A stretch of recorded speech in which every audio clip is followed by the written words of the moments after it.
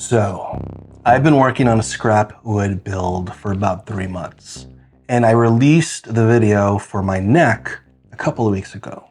This video is for the body, and I'm using the exact same scrap wood, the same trash wood that I found outside under my outdoor bench. This is wood that's been sitting outside for 4 years through thunderstorms, floods, ice storms, triple-digit heat here in Texas. So this is wood that has been soaking up water and then basically shrinking again from the intense oven-like heat here in Texas. And it's just been doing that back and forth for 4 years. So it is garbage. This is not wood that you would ever think about wanting to make a guitar with, ever. But I'm gonna do it. So here we are at this video where we're making a body from this trash wood, from garbage. Let's get to it. So this wood is definitely warped, so it's got this kind of motion going. So I kind of want to take advantage of that warping or that twisting, and that'll actually add some natural kind of curvature to the actual geometry instead of having to like carve that away. All right, so I ran these through the planer just to get rid of some of that patina. So it was this color originally, and now it's something like this. And they ran it on both sides. I'm not trying to get this flat. That's impossible. I'm just trying to kind of clean it up a little bit. So I'm about at 21 millimeters for all 3 of these. This one was the most curved. This is the one where I want most of my pieces coming from. So it did have a definite warping to it. I think that's going to be really cool to have that natural warping in the actual parts. And then I tried to fill these gaps here, these cracks with black super glue. And it's not really meant to actually stabilize the wood. It's just meant to stabilize the wood while it's on the bed. So now that we've gotten all our wood, what we need to do now is design a guitar. But we're not going to just design a guitar.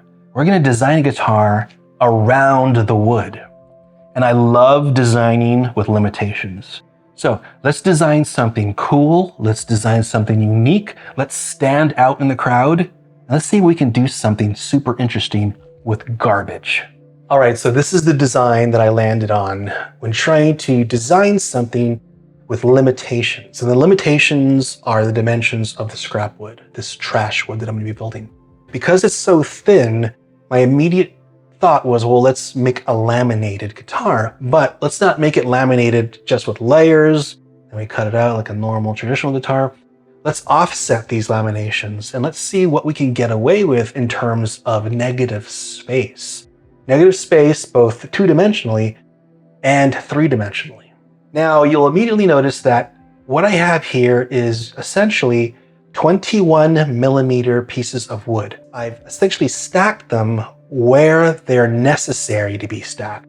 But there's also portions of a guitar where we don't require thickness. And those portions can be 21 millimeters. So if you think about like the armrest or the belly rest or the horns, they don't need to be thick. Where we need the thickness is for the heel and for the bridge pockets. And you can see I've chosen quite a unique design here. It kind of resembles like a squirrel from the back.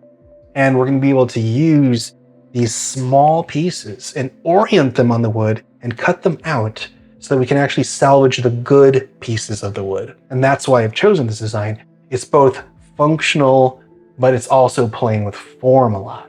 There's a beautiful, beautiful transition carve here. And there's a lot of negative space. So you'll notice that you can actually see through the pickup cavity. So you can see the humbucker here. There's negative space here, negative space here, negative space. I'm playing around with negative space. Obviously, I need thickness for the strap button in the back. We're also using a Nutrix style plug. And so all you need for that is a bit of thickness, which I do have. So the control cavity is actually thick enough to accommodate a single CTS pot. Now you might be thinking, well, how do you route the bridge wire? How are you hiding the humbucker wire? So here's my wire channel, and the wire channel goes from the humbucker route all the way to that control cavity. And so I'm able to hide that with just another little piece of wood. So this is going to be a really cool design that, again, kind of playing with form and function.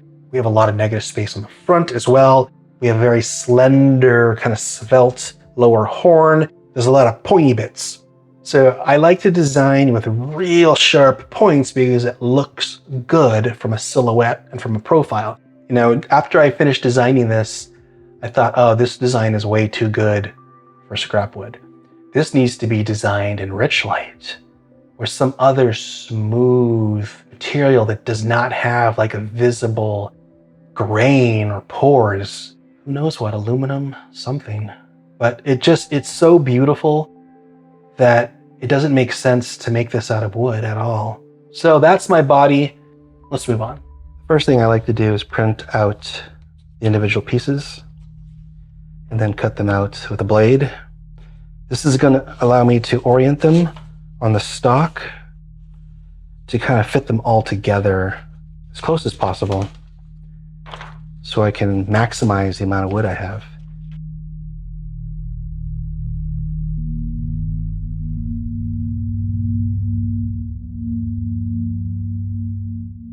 This would be my main piece. So we'll put this here. So let's do something like, put that here. I'm trying to avoid some of the knots, but I guess it's unavoidable. So that leaves 2 additional pieces for the other piece of wood, but this will work.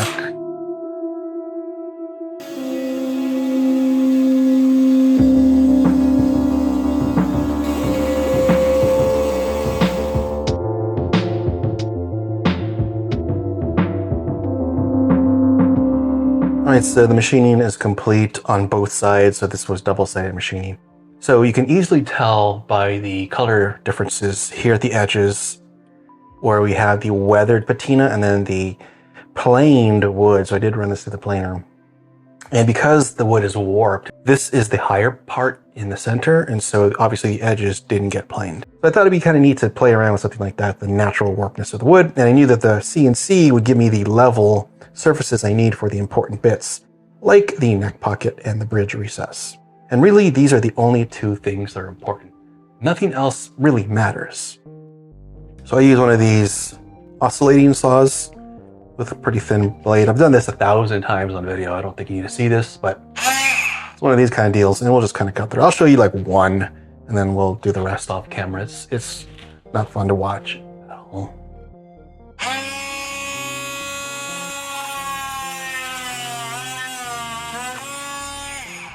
All right, that's one tab done.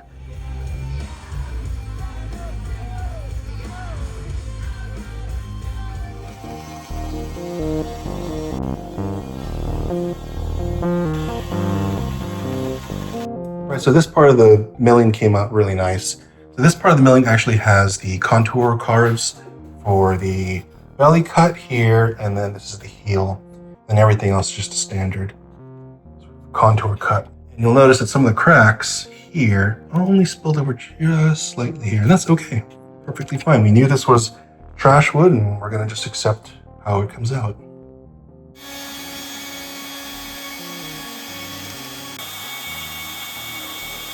All right, I'm at the part where I'm gonna glue up. So I do have these locator pins, and I'm just using steel locators. They're stainless steel, and what it'll look like is this. Put them in, and obviously I'm gonna put epoxy in here. So these holes have been machined to allow room for the solids in the epoxy, and they'll go in. And then this has corresponding locator pins as well. I'll put that in, and then we'll clamp. All right, so let's mix up some epoxy. This is Total Boat.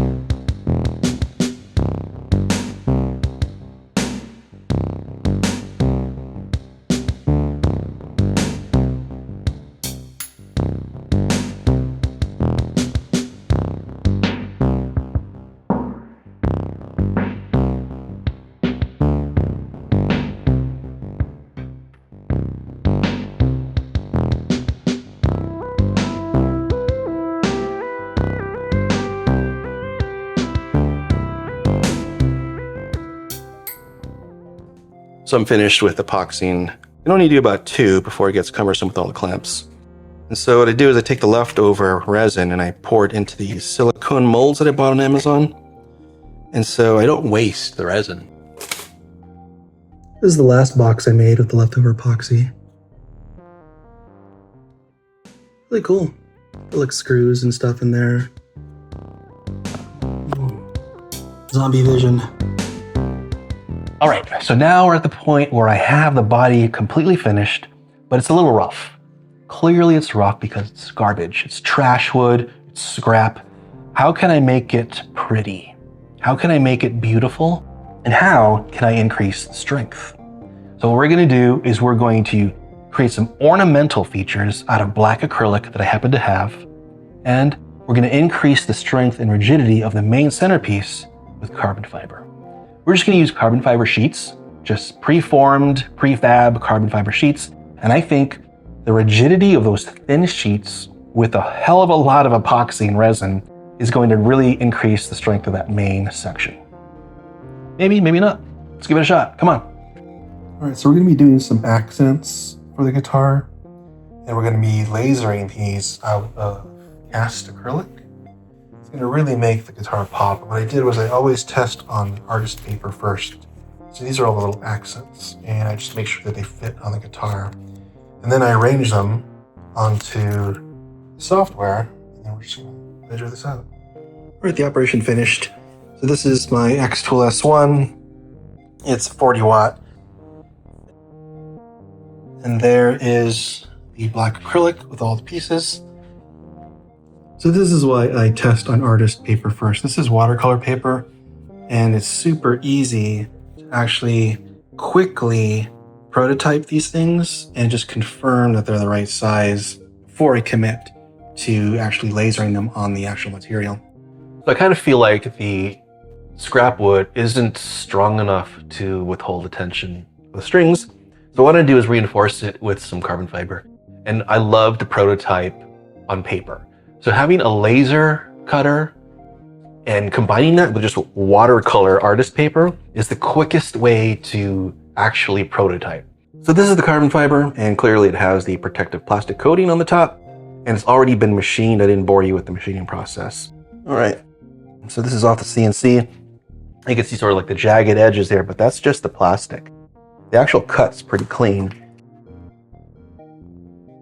So this is 2 mil, right? And I'm gonna basically epoxy this to the back of the body, and this should give me slightly more rigidity when we have the resin mixed with the actual carbon fiber weave onto the wood, and I'll get just a little bit more strength. I love the way this looks. So this is a good test fit with all the components. So this is acrylic, which you see here, and I haven't unwrapped the acrylic. So this has the protective little coating of paper on it. So when I lasered the acrylic, that's what it comes out like, and I'll just peel it. But it's gonna be a gloss black like this. So these are the cosmetic acrylic pieces I'll be putting all around the body. And there's some here, there's some here, and then this is the sort of smaller, shorter piece of wood that basically covers up the humbucker root. And then you have the carbon fiber piece here that's basically going to be glued in. So the really cool thing is that we always try to get this like high gloss finish on guitars, but we do that through sanding, and we do that through lots of lacquer and more sanding and more lacquer and more sanding and polishing and buffing. And so I realized, well, acrylic already is high gloss. There's no need to do anything, right? You just peel the paper and you get this perfect finish. So I thought, well, it's a quick way or quick shortcut to get a gloss finish, especially on scrap wood like this, where we really don't want to invest too much time or money into it. But this is a work in progress. I think it's looking so weird and cool.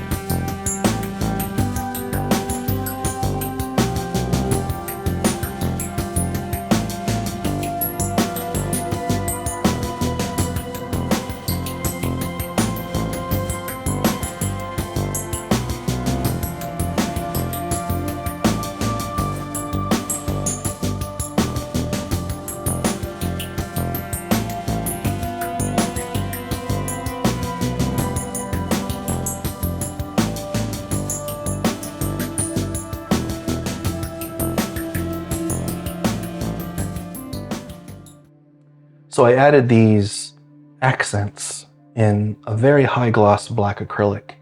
And oh man, these are hard to keep clean. Like, black really does show up, all the smudges and all the oils from your fingers. So really hard to keep clean, but I love the accents. I think it looked really good. And then I added the carbon fiber. This is forged carbon fiber pickguard, but instead of screwing it in, what I did was I used resin and I epoxied it on. And so I'm thinking, just my thought, that by using this carbon fiber, I'm actually adding just a little bit more rigidity to the body, because the body is very, very thin. And I also added the same accents here in the high gloss black, and then I used some of the extra forged carbon fiber to do a pickguard towards the lower horn like you see in most guitars. And I also added the same high gloss black acrylic as an accent all the way around the control calf. I was able to get this precision via the laser. I have the same high gloss black acrylic here. This is a separate piece, also lasered, but it also makes sure that the entire thing is covered. And this is walnut. This is a hardwood veneer that's about 2.5 mil thick, and I laminated it with 3 pieces to make this cover to hide the wire that goes from the humbucker to the volume knob. So there's a lot going on in the back here. This is again the high gloss black acrylic, very hard to keep clean. And then I have carbon fiber. This is not the forged carbon fiber on the front.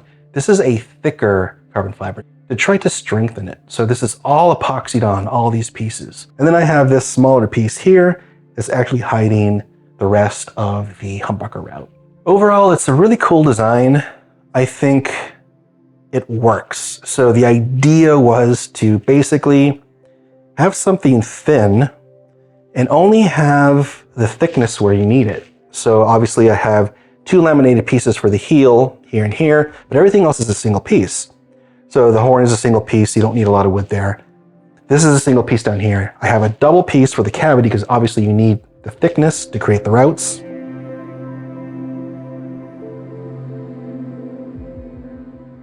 I think this scrap wood build was a success. I even impressed myself.